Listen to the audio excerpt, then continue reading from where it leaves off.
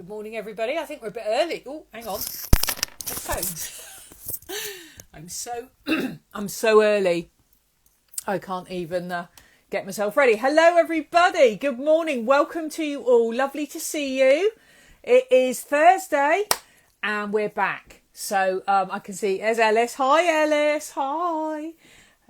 We've got who else? We've got Worth Gigi. That's a nice name. Very nice to see you. Hi, Claire.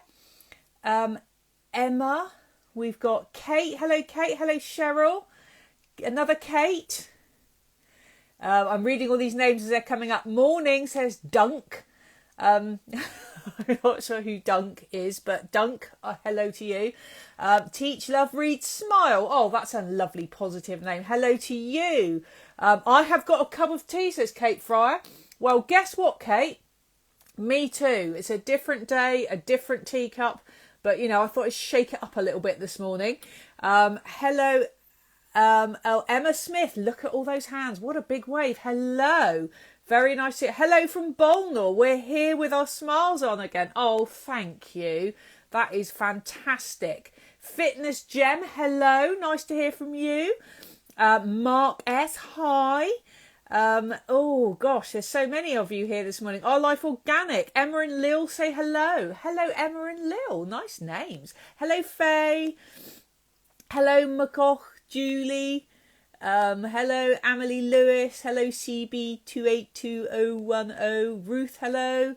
Hi from Crawley. Hi, Bolnor. Hello. You've come back. Who else have we got here? Gosh, so many. Hello, Elaine. Hello, Julie. Hi from the Westerlies. Well, you're all obviously feeling very villainous this morning and thought you would come back and have another little bash, which is perfect because that's what we're going to be up to today. Let's just get a few more hellos done. Oh, thank you. Love your books, Emma. That's nice. That was worth getting up for, that was. Hi from St Joe's. Shout out to St Joseph's Bladen, year 6. Hi. Mrs. Rodway, hi Emma, hi Jaden. Oh, guys, this is so lovely. Hello, Pancake. Nice name. I've got my cats with me. Have you? Well, I haven't got my dogs with me this morning because my husband's taken them out for a walk. And I'm just looking out the window and thinking, God, that was quite a good call actually, because it's absolutely belting it down out there. So I think what we'll probably get is an invasion of wet dogs in a minute who will probably come charging in and just be complete pests. So look forward to that in a minute, guys. If we want some villains, I've got a couple of wet hairy ones that will be coming in about 5-6 minutes time, I would imagine. Hello from SRA Primary. Hello, SRA Primary. I have a cat, but I'm getting a puppy. Oh, you are so lucky. Okay. Right, shall we get cracking then? I think we're pretty much all here now. Really lovely to have you all. My dad has taken the dogs out. Well, your dad is a good man. That's very, very good of him. It's very cloudy here. But oh, we're so English, aren't we? Or so British, the way we talk about the weather and our pets. So I think that's lovely. And tea as well. I think if we had any Americans joining us, I think they'd be very amused. Pilton Bluecoat. Hello, Pilton. Are you Pilton in Somerset? Wow, because that's not so far away, is it? Lovely job. Okay, so where's my little notebook? I'm going to have a little rummage around on my table. Here we go. Here's our notebook, and here is, I'm going to just give you a little woo there, because that's what we're going to be doing today. You didn't see it, did you? No, because it's all going to be a surprise. Right, so we were talking about villains, weren't we? And I was looking through my bookcase because obviously I've got quite a lot of books to choose from, and that's just a few of them. And I was thinking, oh, villains, you know, I've read so many books with villains in. And this was one. I don't know if any of you have come across this book before. The Legend of Podkin One Ear. It is, how can I put it? I'm not a big fan of fantasy, I'll be honest. I don't read a lot of stories that are fantasy stories. So this is a dog coming in now. Hello, Bert. Morning, Bert. You coming up to say hello? Come on then, let's see you. I was going to tell you about a book then, but I've just been, no, he's gone again. But this book is a fantasy story about rabbits. Now, I don't know if that's selling it to you yet, but it's honestly one of the best children's books I have ever read. It is absolutely superb. And it won the Blue Peter Prize, and it was, goodness me, I mean, it's been up for lots of awards. And everybody I know who's read it goes, oh, Podkin, just like somebody did on that, on the thread then. And there's a brilliant bit at the start of the book. I mean, it's got one of the best starts ever to a book as well, where the family are all gathering for their kind of rabbit version of Christmas. And the baddie turns up. And the baddie turns up in typical baddie style because he is sort of, you know, waving a peace flag and saying, I'm coming to you in peace, let me in, da-da-da-da-da. And of course, they're all kind of like, oh, okay. And it all goes wrong. Okay, so I'm just going to read you just a little description of what, just to get us back in that villainous sort of mood. The rabbits had all heard terrifying tales of the Gorm, but none had done the real thing justice. This wasn't a rabbit anymore. If it ever had been, it was now something else entirely. A walking slab of metal and meat, pierced through with rusty thorns and nails, its armour overlapped in sheets of jagged, dented iron, mottled with rust and splashes of dried crimson that looked very much like old blood. Its head was completely covered by a helm, dotted all over with cruel, shard-like spikes and curved metal horns that almost scraped the ceiling. From the shadowy eye slits, 2 dim scarlet pupils glowed, blank and mottled with rusty veins. Podkin was so scared he wanted to cry. Worst of all was the thing's jagged black iron sword. That and the skulls which hung from its belt. Rabbit skulls painted all over with evil-looking runes. Skulls of all sizes, including ones that looked like children's. Oh, I mean, that is just epic. And you know that it's all going to kick off very, very soon. And it's just such a brilliant story. It really, really is. So that's a very lovely description of the evil to come. And it kind of introduces you. I mean, the way, although he spends quite a lot of time telling you about what this Gorm looks like, there's a reason for that. You know, Podkin and his family are going to be fighting those Gorm for a good 3 books. So we need to get it into our heads quite loud and clear that they're the baddies. And Kieran is such a good writer. I mean, sorry, I'm going to gush. But that is a great book with a great villain in it. Now, on the subject of villains, this isn't a villain at all. This is a Jack Russell. I'm just going to introduce you to Bertie. Sorry, I know I'm interrupting a little bit, but I think you'd probably quite like to see him, wouldn't you? And he's wandering around here looking a bit of a lost soul. So just bear with me for a minute. Right, now come here, you. Now come and say hello. Oh. Okay, now stay there. Okay, now this is Bert. Now Bertie is quite wet because he's been out for a walk. And he is one of my 2 Jack Russells. He's looking at you, look now. And he's a lovely lad, Bert. He, aren't you? Anyway, I just wanted to show you to him. That's why, because he quite likes a little bit of a FaceTime. In fact, if he could hear you, he'd probably be looking at you right now. But he was just kind of wanted to come up and say hello because he knew something was going on, and he's quite nosy. So he's also very wet. Like I say, go get your bed, look. The heater's on down there. Go on. No, still not interested. Maybe he wants to do some writing. Hey, he's quite a clever dog. Okay, moving on then. So you've met Bertie. Ugh, he's all wet. And we've talked about villains already, so we're sort of jumping around a little bit.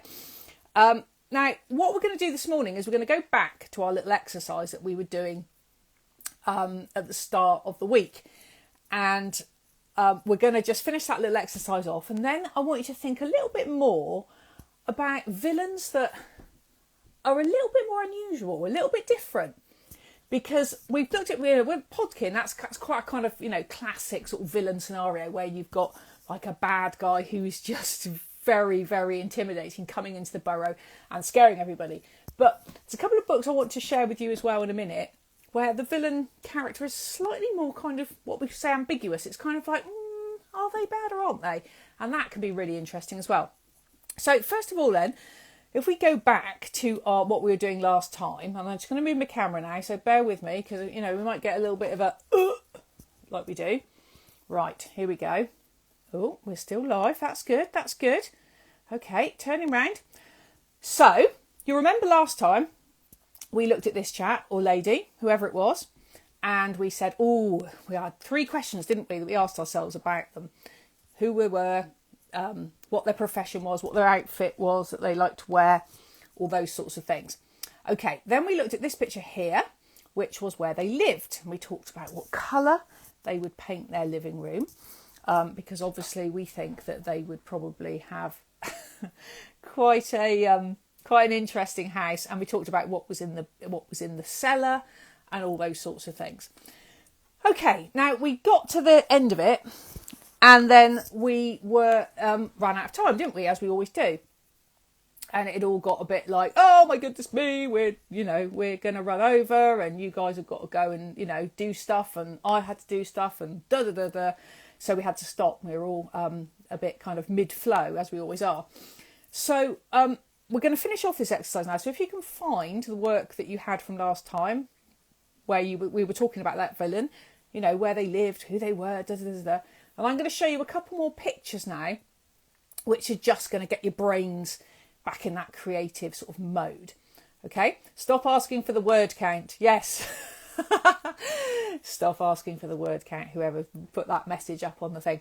Okay, right. Oh, you little devils, you lot, aren't you? You know I haven't mentioned the word count. Anyway, let's move on.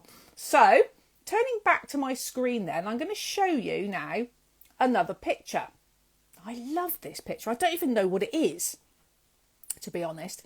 But this is what your villain carrying in his or her pocket. Okay, so I've got 3 questions again to ask you about this object, and we're going to do them really quickly, so get yourself ready.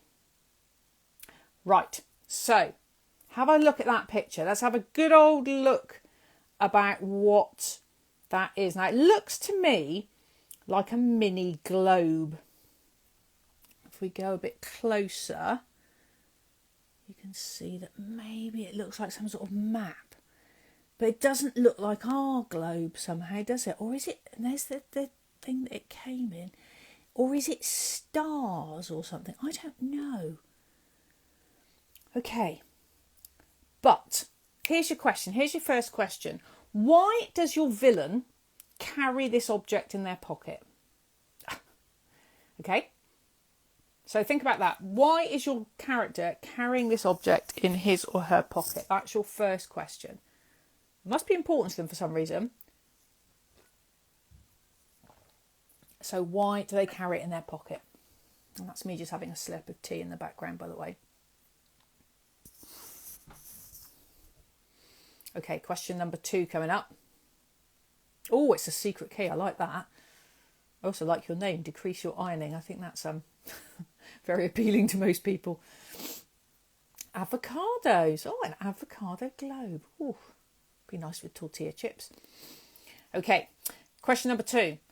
Who gave that object to your villain and why? Good answer. I like your answer, Alice. That's good.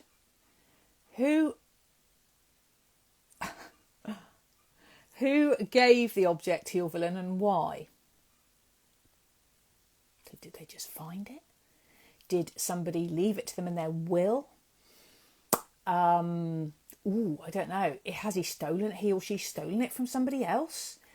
Is there somebody else looking for it? That's a really interesting object though, isn't it? I'm kind of quite intrigued by that myself, I have to say.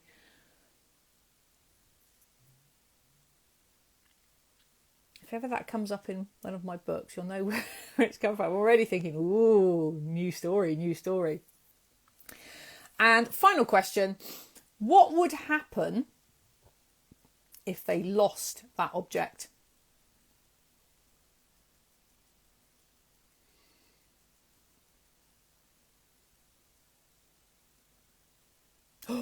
dug it out of a grave. That's really good. Their mum, because it's a family heirloom. Very good, Silverhill.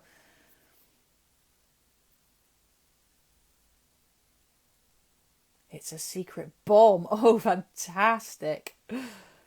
Okay, so what would happen if they lost that object?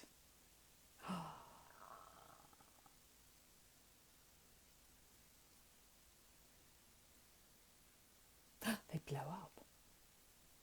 My goodness, they would die. Gosh, if they lost the whole world, the whole world would die. Wow, big stakes. I love it. Okay, well done, guys. That's fantastic. He would fall as a powerful villain. It allows them to travel anywhere in the world. Okay, right, I'm going to put my little thing back over there. Well done, guys. Good, some good ideas coming through already. I am mightily impressed. Well done. Okay, keep your pens. Oh, I'm going to get mine out now as well. Keep your pens, because the next task I'm going to give you, we're going to go straight into our next task, is going to be a slightly longer one, where I'm going to show you two pictures now. And this is quite a nice little task, because it's where you start to put things together, random things together. And you can do it with words or you can do it with pictures. But you try and establish what the links might be between the pictures. Now, I still want you to be thinking about your villain, because your villain is a very important character. I've got my pen. Good. I'm glad. Loud timer, Ellis. Yeah, the loud timer there. Don't worry. I hadn't forgotten about that. So if I show you these two pictures now, this is our next task. Wait till there we go. Right. Come on, Somerset Internet. So we've got two pictures here. This is my pen coming forward. This picture on the left is of a will. Now, I'm sure most of you will know what a will is. It's where when somebody is old or die, or going to die, or when they're just very organised about their life, they leave a list of what they want who they want their possessions to go to. So it might be, their house or their paintings or their dog or something. I don't know. So this is somebody's will. This is the details of somebody's will, the things they want to leave to somebody. And there's a pocket watch there, which is showing 12 o'clock, and there's a pen. Okay, now I don't know why that clock has stopped at 12 o'clock, but that's something you might want to consider. Now that picture in some way is linked to the picture on the right, which is of a snowy scene in the countryside in the middle of nowhere. So what I want you to think about is, okay, so we've got a picture of a will and a clock, and we've got a picture of a snowy landscape. So what is the story between those two pictures? Okay, so I'm now going to give you, let's just remind ourselves of something a moment.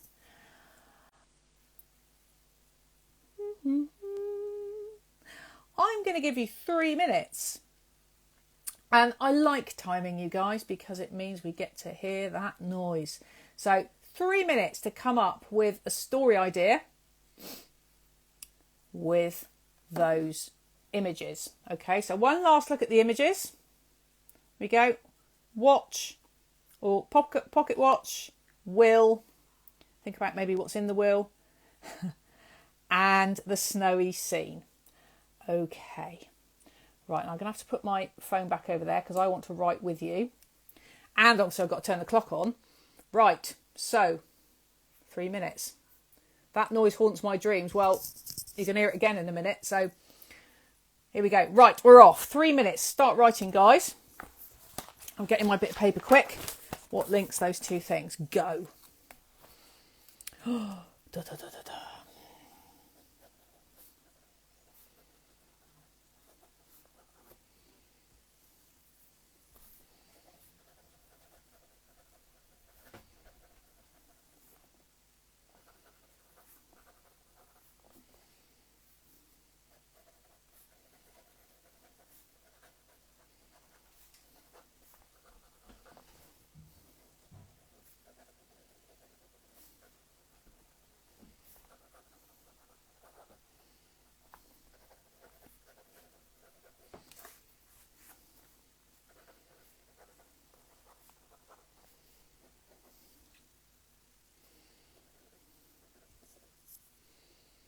down to 2 minutes now.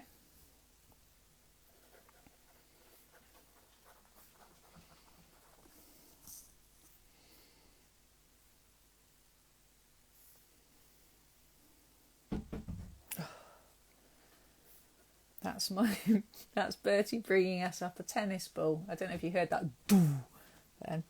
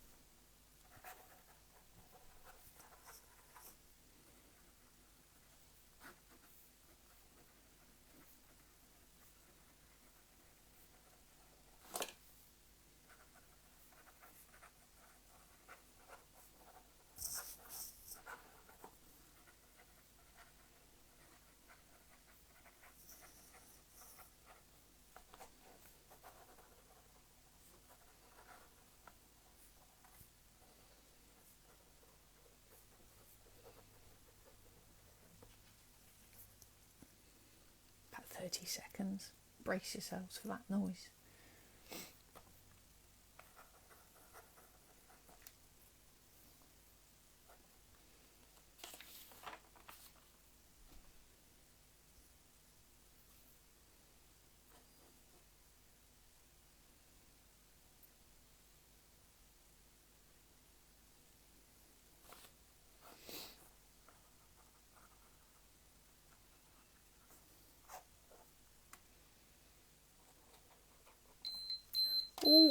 Ooh, there we go. Okay, right, so that is our 2 minutes. There's what I've written. So it's a page of scribble. Just going to read you mine very quickly and then we'll have a look at some of yours. So the will belongs to a highwayman who has the stolen goods of over 500 people hidden throughout his house. He died in a snowstorm. He was shot whilst trying to rob a carriage. The clock, his pocket watch has stopped at 12 because that's the time he was shot and hasn't worked since. The watch is the most expensive and magical item that he has in his possession. It belonged to a friend who was also a highwayman who is being sent to the gallows, and he asked him to keep it safe for him, for his daughter, who he wanted to inherit it one day. Okay, so that's my mad idea. Okay, what have we got here then? We have got a girl's father leaves a code in his will. Oh, I like that. It explains that he was cruelly tortured during his life and tells her to find the boy. I love the idea of a code in a will. Oh, that's fantastic. Well done. Good. The will belongs to an old man. This is H.M. Foster. And he wants to give up his pocket watch to his granddaughter, who then dies and gets buried on the mountain. Nice. It's 12 o'clock each night. A snowstorm hits the town and changes everything. That is fantastic. Okay, they're all coming up really fast now. This is brilliant. The man left a creepy old scarecrow for his son. Oh, the clock means the man has till 12 o'clock to find the tree. Brilliant. These are really, really good, guys. Well done. God, mine blooming rubbish compared to yours. I love it. Well done. This makes me happy, I have to say. She's got a broken pocket watch. She has at the moment. But hopefully not for long. What else we got here? The watch is left in my character's parents' will, and it has 2 users to freeze the sea. Whoa! Someone disappeared and dropped something and left everything at a standstill. That sounds. Whoa, anything could happen. Okay, last one here then. Let's have a look. Clock takes you to the time of snow and vampires. In a time when vampires are written out of history. That is fantastic. Oh, I do like that. My tea's now cold. Yeah, mine probably is as well, to be honest. Right.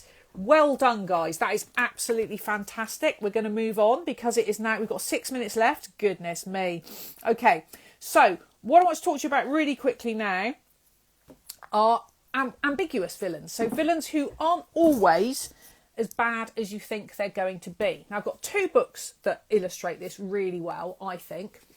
The first one is this book here, and this is one of my favourites. Again, I know I always say this, don't I, when I kind of show you a book, but it's true. You know, there's so many brilliant children's books out there, and this is one of my absolute favourites. It's called My Friend the Enemy. Clues in the title a little bit as to why I've chosen it. My Friend the Enemy, and it's by Dan Smith, and it's set in World War II. So if you've liked things like Leicester on the Lighthouse and Goodnight Mr. Tom and stuff like that, this is brilliant, this book. It is a really, really good book. And it's about a boy who lives in a village up in Northumberland, which is actually where the author comes from. And it's about what happens when a German plane during World War II crashes near the village. And him and his best friend, who's a girl called Kim, decide they're going to look after the injured pilot. Okay? So this is the moment where he finds the pilot in the woods. And there's a search party out for this pilot. There are soldiers looking for him, people who've been told to shoot him dead on sight, you know, all this kind of thing. And the children are the ones who find him. Kim grabbed my arm and tried to pull me back. "Let's go," she said. When she broke the spell like that, I turned to run. My instinct was to do as Kim said. But before I took a step, I had second thoughts. Something made me stop. I resisted her, tugging my arm away, inching closer, so I could look down at the man, half sitting, half lying on the ground. My breathing was shallow, my throat dry. "Bitter?" he said again. "What's wrong with him?" I said, swallowing my fear and surprising myself that I hadn't run away. My curiosity was growing, drowning my fear. "Is he drunk?"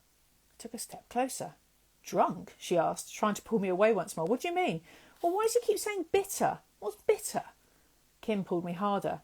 "What are you talking about, you idiot? He's saying please. Bitter is German for please." And then I understood while she was pulling me away. We had found the missing German.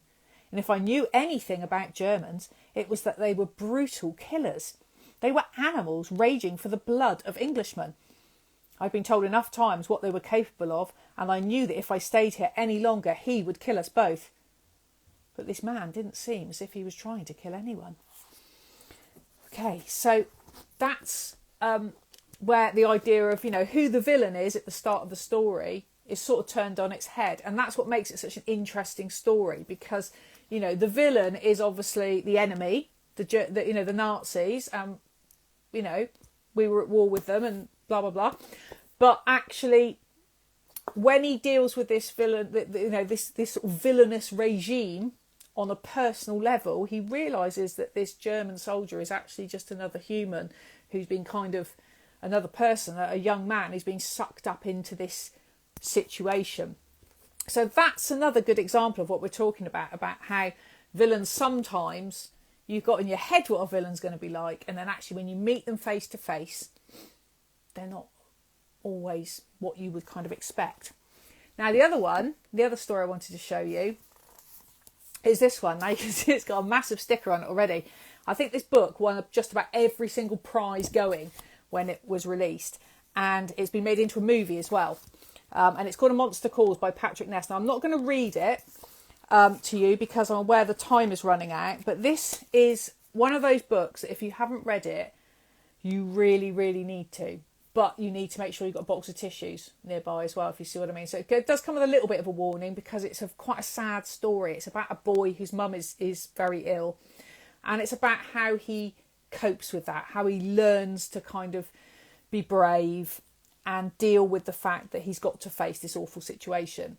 And the monster, who is this creature that appears in his nightmares and then kind of actually tries to help him. So again, it's like a little bit of a reversal of that idea.